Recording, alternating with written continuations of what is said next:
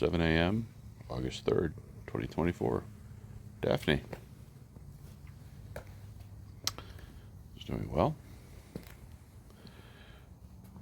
The first round of coral bells are completely done.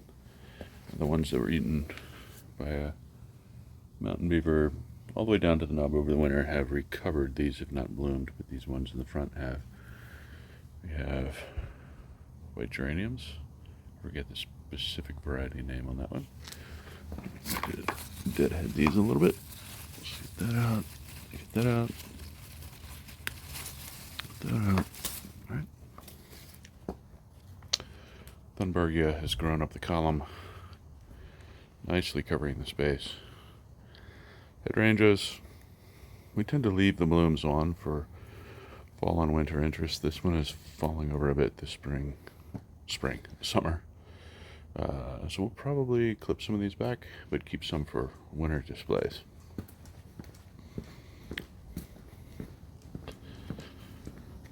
Columbine are done.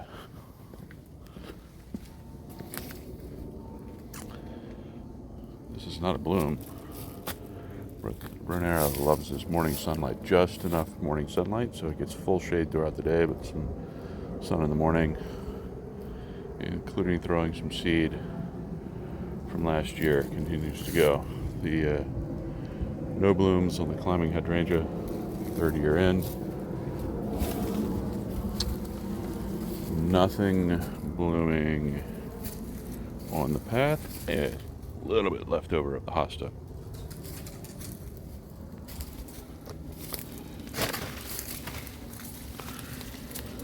Potted hydrangea, we've clipped back and repotted into a new shape.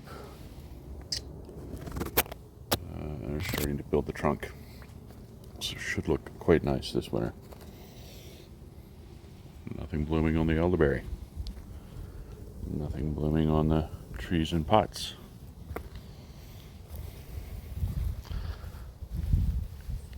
Nothing blooming on the new fig. This is a cutting of the Olympia fig up against the fence.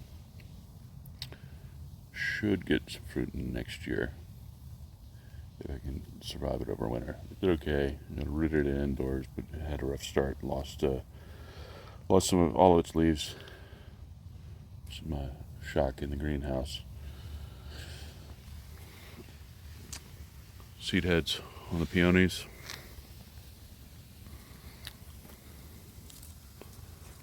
No blooms on the begonia. The powdery mildew is mostly gone. One potential bloom on the new begonia. Powdery mildew is gone. Camellias don't bloom in the summer. Empty pots don't bloom in the summer. Cucumbers bloom in the summer.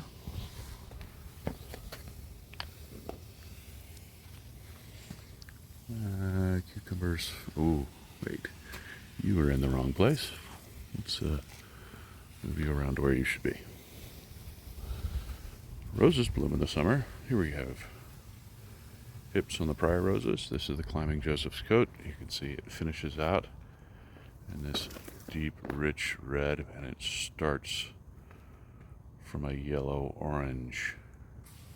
We will get more blooms on this for the late August, early September bloom. Still plenty of nasturtiums going. New today, the species gladiolus. Purple interior, bright white, and then a cascading form. Filtered throughout it are the garlic chives. Oh, did I say garlic chives? Here are the garlic chives. What sets it aside is not the round chive that you're familiar with. It's a flat leaf, and even the leaf smells like garlic. You could take these at this form. It's probably too late, but even you can treat it like garlic ramps and cook with them if you choose. We choose to keep them as flowers. In the raised bed, nothing on the callas yet. They're growing green, but no flowers. This one is recovered. This was from Plant Delight's nursery in North Carolina and Raleigh, Durham. It took a hard winter. Even in the garage, it froze so hard that it went back to a bulb. So we've been recovering that this year, and I'll probably overwinter it completely indoors. I don't want to put it in the ground. We had it in this bed, and it kept getting eaten by rabbits and snails.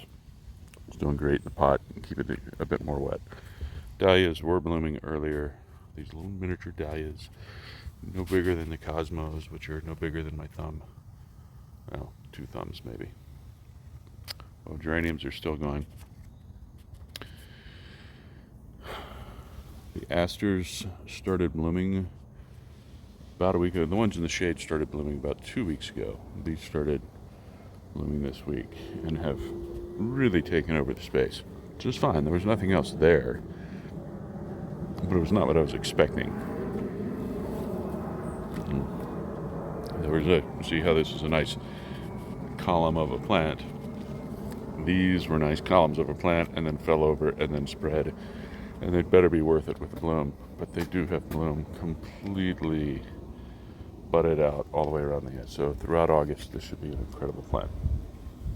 Still blooming is the zucchini. Beautiful blossoms on the zucchini. The moderate size zucchini. I say moderate. We haven't been eating it as much, so we've been leaving it to put on monstrous size. That's zucchini. Last year's geranium. That is a single plant in one pot, compared to this year's geranium, which are about 4 plants in a larger pot. So propagation worked out, overwintering worked out. Amy's garden, the beautyberry garden, is doing very well. Begonias have completely filled the space. Coneflowers, purple, white with a different form, the same white. Some starts for next year. We found something to keep the rabbits off. It doesn't help with snails, it does keep the rabbits off. And the berries, the beauty berries, have bloomed and are done blooming and are now green. And so this should be a mass of purple. And of course the red, white, and blue, red, white, and purple basket at the top. This is the garden on August 3rd, 2024. We have some other interesting things. That is what a garlic head looks like when it is getting ready to flower. That will be purple going into white. A dog has decided to run back and forth up against his fence and has mangled the garlic bed. They grow nicely. They get the water they need from the drip line. They don't look that great. Figure out next year. Figs don't bloom. Figs simply fruit. Well, how is the fruit? Well, we have new fruit, which started too late in the season. We doubt that this will mature this year in size. We have a couple of pieces on the upper side may come through. We might get those in time, but we only get enough light and heat through September. Early October we have light but not heat, so we may not go. And these ones back here in the shade are getting neither light nor heat, but they should ripen. Last year they ripened. I expect them to ripen this year. Similarly, this one here. We can monitor on that. Loganberry has been producing fruit throughout the month. That was one of the final 3 berries that just fell off. Where did it go? And here it is. All right, so we look at this one. Here you go, Orion. And we'll take one of the last ones here. That is a loganberry. And I think he got the last one too. It was so ripe it just fell off. Okay. Orion got the last loganberry. Well, maybe I get the last loganberry. We'll see.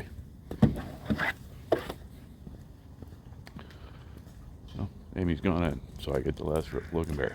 Oh, delightful. Tart. Dahlias. From small to large.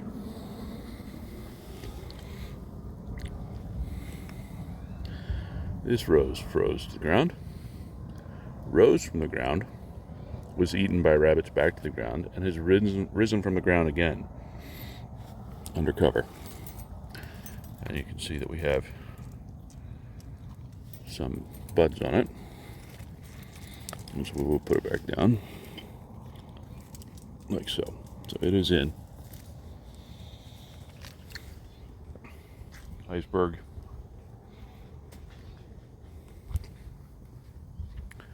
Daisies. Deborah Renee. More daisies in the back. Climber, rambler, bush. The rose bush is growing, so I need to get some bamboo canes to tie across the top of the fence to lash that down. Remember, it blooms on the second year, and we get a single bloom off this huge pink one. Climbing New Dawn, on the other hand, let's just take a look at this beautiful dahlia at the front. It's gorgeous. The Climbing New Dawn reblooms, and so we get roses throughout the summer. We did put some irrigation in this year, and it has made a difference in how much rebloom we get, and I've been more rigorous on the fertilizing this season, and so that has been helping throughout, and especially including, you see these two bright canes are this year's new growth, and that's roughly 7.5 feet tall at this point. That will become the anchor for next year's growth. I want to swing those over behind and through this one, so we can get some structure for future year reblooming in and amongst the pink rose bush. So I'd like to get some more sun on that, some more distance on it, and actually have the New Dawn take up more of this space, because I can do cane removal on this other one. Columbine is completely at seed. Alliums, that one did not seed. This one did. We took the seeds off already. Nothing blooms in the woods. One freesia bloomed. They did not like this spot, nor this location, nor this pot. We'll put them in the raised bed next year. And in the distance, happiness.